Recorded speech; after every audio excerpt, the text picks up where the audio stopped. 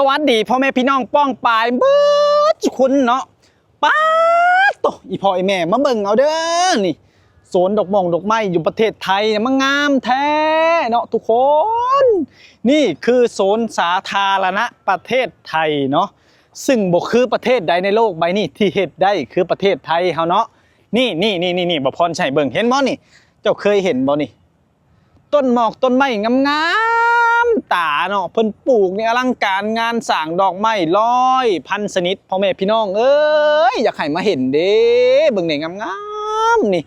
เจ้าเบิ่งไหมเจ้าสังเกตเบิ่งไหมเนาะเจ้าเบิ่งวิวเนาะเบิ่งเพิ่นสิเฮ็ดนะถนนหนทางนี่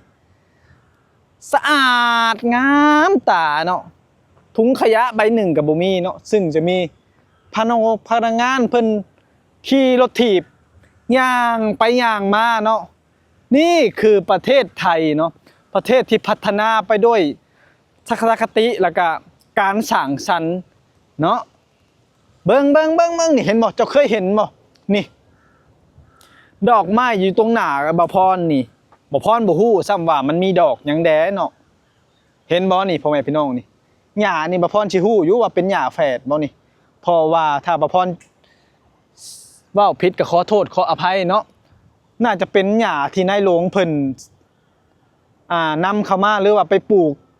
ที่ว่าบ่ให้กันเจิญกันหยังเนาะถ้าบ่พรเข้าใจผิดหรือว่าเว้าผิดก็ขอโทษขออภัยพ่อแม่พี่น้องเนาะแต่ว่าดอกไม้แดงๆงามๆก็ล็อกแกแลกนี่ที่เพิ่นปลูกผสมผสานกันไปนี่บ่พรบ่ฮู้ว่ามันคือดอกหยังเนาะพ่อแม่พี่น้องเนาะเบิ่งนี่ดอกไม้เขามันงามนี่ต้นหมอกต้นไม้ใบหญ้าเพิ่นเฮ็ดนี่ป้านี่บ่พรฮู้อยู่นี่คือดอกขอนไก่งามๆนี่ดอกขอนไก่เด้อไอ้พ่อไอ้แม่เด้อนี่ประเทศไทยเพิ่นเฮ็ดคักเนาะนี่อันนี้คือหญ้าแฝดเนาะอันนี้บ่พรเว้าไปแล้วนี่แต่บ่พรบ่ฮู้ว่าอันนี้มันคือดอกหยังเนาะผู้ใดฮู้บ่นี่เจ้าเคยเห็นบ่นี่ดอกหยังดอกเล็บมือนางบ่นี่อันนี้บ่พรบ่ฮู้ดอกแต่ว่าพรเบิ่งมันจะคือเล็บมือเนาะอาจจะแม่นก็ได้เนาะทุกคนนี่ดอกดอกไม้เป็นร้อยเป็นพันชนิดอยู่นี่เต็มอยู่นี่คิดเบิ่งเนาะเพิ่นเฮ็ดนี่ตอนเย็นๆค่ำๆนี่เบิ่งแน่นี่มันก็เป็นตะนั่งอะเนาะตอนนี้อาจจะบ่มีคนเนาะแต่ค่ำๆนี่มันบรรยากาศมันเป็นตะนั่งเป็นตะนอนเป็นตะย่างเล่นเนาะเปิดเอาหินเอาหยังมาวางงามๆให้คนเล่นคนย่างเนาะทุกคนเนาะเบิ่งเอานี่พ่อแม่พี่น้องนี่เห็นบ่นี่ป่าหญ้ามันละงามแต่แท้เนาะเบิ่งเขียวทุ่มอยู่ซึ่งช่วงนี้มันก็สิเป็นยิ่งสิเข้าหน้าฝนแห้งงามเนาะขนาดบ่แม่นหญ้ายามฝนเพิ่นก็ยังฮดนอกฮดน้ำใส่ใจทุกรายละเอียดประเทศไทยเพิ่นเฮ็ดคักเฮ็ดงามเนาะป๊าดโตเบิ่งแน่ทุกคนเอ้ยอยากให้มาเห็นนี่คือประเทศไทยเด้ออีพ่ออีแม่เอ้ยนี่งามหลายเนาะป๊าดโตเพิ่นเฮ็ดเป็นธงเป็นแทนเป็นบันดอกบันไดได้นี่เห็นบ่นี่นี่บ่พรให้เบิ่งนี่งามเนาะทุกคนเนาะเห็นในกล้องนี่บ่ฮู้ว่าทุกคนเห็นมุมมองคือบ่พรหรือบ่แต่ตกตอนค่ำๆนี่เพิ่นเปิดไฟนี่มันสิงามแฮงพ่อแม่พี่น้องเอ้ยนี่เนี่ยเนาะเพิ่นบอกเพิ่นบ้านนี่ต้องมาเบิ่งต้องมาศึกษาประเทศไทยเนาะว่าเพิ่นเฮ็ดแนวใดเพิ่นจึงพัฒนาได้เพิ่นเฮ็ดแนวใดเพิ่นจึงมีโซนดอกไม้งามๆแบบซี่เนาะทุกคนโอ้เบิ่งเด้นี่พรสิพามาเบิ่งนี่ทั้งทั้งขยะเพิ่นนี่เฮ็ดกรงเหล็กให้อย่างดีเนาะเพื่อความเป็นระเบียบเรียบร้อยเนาะเบิ่งเอาทุกคนเลยมีทั้งยังต้นยังมะโขดบ่จักถ้าภาษาบ้านนอกบ่พรนี่เขาสิเรียกมะโขดบ่นี่ถ้าบ่พรอาจสิบ่แม่นก็ได้บ่พรใบมันจะคือใบต้นมะโขดบ้านเฮาเนาะแต่คนอีสานพ่อแม่พี่น้องชาวภาคอีสานเฮาอาจจะฮู้ก็ได้นี่มันจะคือต้นมะโขดหมากมันดำๆที่เฮากินนะเด็กน้อยเขามักกินแม่นบ่พี่น้องนั่นแหละ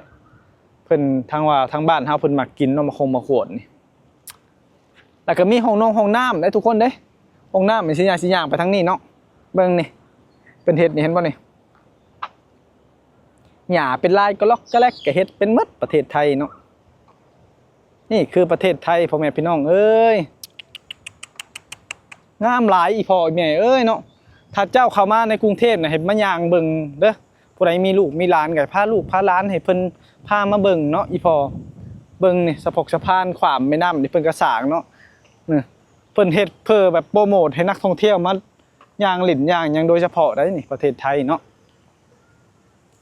ต้นไม้บางอย่างก็บ่มีในนี่แต่เพิ่นก็ไปเอามาจากที่อื่นเนาะโอ้ข้างในเนี่ยเป็นตะเย็นคักแท้ทุกคนเด้แต่ว่าพรก็บ่เคยเข้าไปมันเป็นป่าเป็นหยังเย็นๆเข้าไปข้างในเนาะโอ้งามอลีเนาะทุกคนเอ้ยมื้อนี้ต้นกอกต้นกล้วยเพิ่นปลูกเพิ่นก็เขียนชื่อไว้อีกได้นี่ต้นกล้วยนี่เพิ่นก็เขียนชื่อไว้เห็นบ่นี่เพิ่นสิมีคนดูแลอย่างดีเนาะต้นกล้วยน้อยๆแน่ๆนี่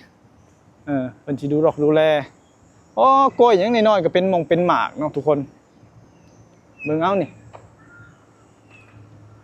ตะโกนตะกร้าแบบคนที่เขาดูแลเนาะเพิ่นสิดูแลอย่างดีเห็นบอกสะพานใหญ่ๆนี่บ่พรให้เบิ่งนี่แถวนี้ก็มีต้นหมอกต้นไม้เป็นดอกไม้เนาะทุกคนเพิ่นสิมาปลูกดอกไม้หลายๆแถวนี้โอ้นี่เนาะประเทศไทยเป็นเฮ็ดคักกะลีพ่อแม่พี่น้องเอ้ยเบิ่งโคสะพานเนาะมาเฮ็ดคักเฮ็ดงามกระดอกกระเดี่ยนี่ป๊าดโตดอกไม้สวนพันแนวอยู่นี่เต็มอยู่ทุกคนเลยเบิ่งนี่มันเนี่ยโซนดอกโบนี่เนาะ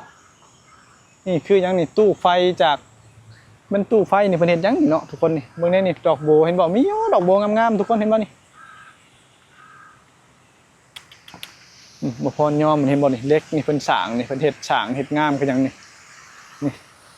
มีดอกโบแล้วเพิ่นก็สิเปิดน้ำอยู่ตลอด24ชั่วโมงเด้อทุกคนเด้อนี่เปิดน้ำให้คนเบิ่งเนาะนี่เบิ่งเดี๋ยวตึกนะพวกตึกใหญ่ๆงามๆนะประเทศไทยเป็นเฮ็ดคักอะลีพ่อแม่พี่น้องเห็นบ่นี่ตอนนี้บ่พรมาย่างเล่นอากาศก็สิดีๆเนาะครึมๆจักหน่อยนึงคือฝนสิตกมื้อนี้เนาะทุกคนโอ้นี่ต้นผักขี้เหล็กเนาะนี่ต้นผักขี้เหล็กเด้นี่ใบมันอ่อนๆนี่ไปเอาไปอ้อมกับนี้ทุกคนนี่ถ้าบ่พรสิเว้าบ่ผิดได้เอาไปอ้อมกับนางงัวนางควายแซ่บเลยทุกคนเลยต้นใบขี้เหล็กไปอ้อมกับนางงัวนางควายแซ่บเลยนี่คืออย่างดอกกล้วยไม้บ่นี่โอ้ฝนสิตกค่ำบ่พรแล้วทุกคนเลยอ๋ออากาศเย็นๆข้างนอกนี่รถเช่าให้เช่าโซนเพิ่นสิมาจอดไว้นี่โอ้เพิ่นสิเฮ็ดเนาะบ่พรสิพาย่างเข้าไปข้างในพุบ่พรบ่เคยย่างมื้อนี้บ่พรสิย่างเข้าเบิ่งมื้อนี้ถังขยะเพิ่นเฮ็ดให้เนาะนี่คือความเป็นระเบียบของประเทศไทยเพิ่นเนาะอย่าถิ่มขยะโม่เด้อ